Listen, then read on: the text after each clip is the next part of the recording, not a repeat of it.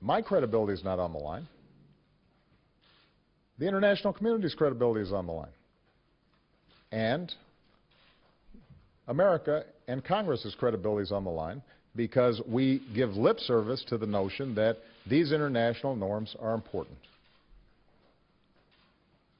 And when those videos first broke and you saw images of over 400 children subjected to gas, everybody expressed outrage.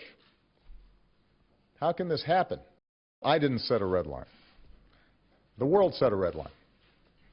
The world set a red line when governments representing 98% of the world's population said the use of chemical weapons are abhorrent and passed a treaty forbidding their use even when countries are engaged in war. Congress set a red line when it ratified that treaty. Congress set a red line when it indicated that in a piece of legislation titled the Syria Accountability Act that some of the horrendous things that are happening on the ground there need to be answered for. We have to act.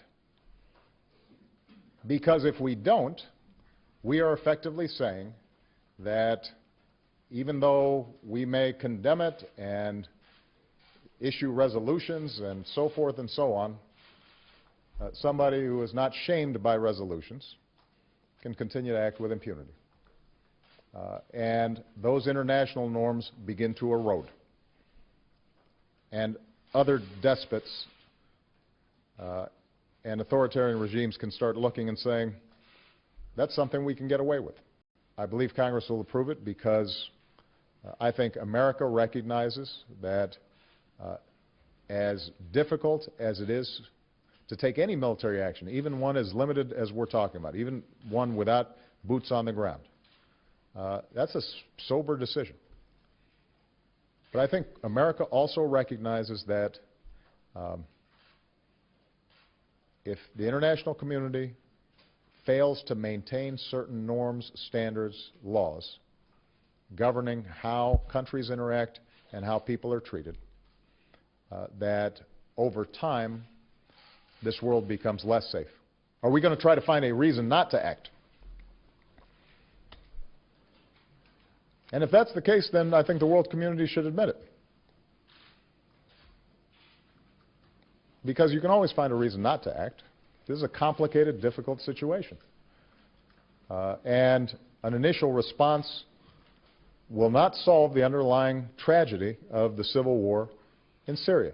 I respect, and I've said this to the Prime Minister, the UN process. Obviously, the UN investigation team has done heroic work under very difficult circumstances.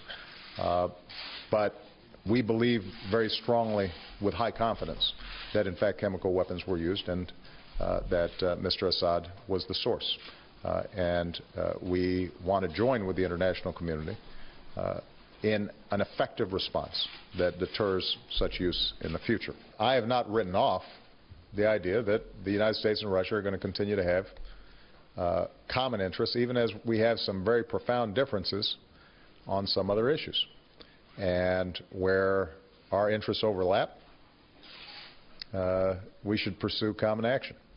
Where we've got differences, we should be candid about them, try to manage those differences, but not sugarcoat them.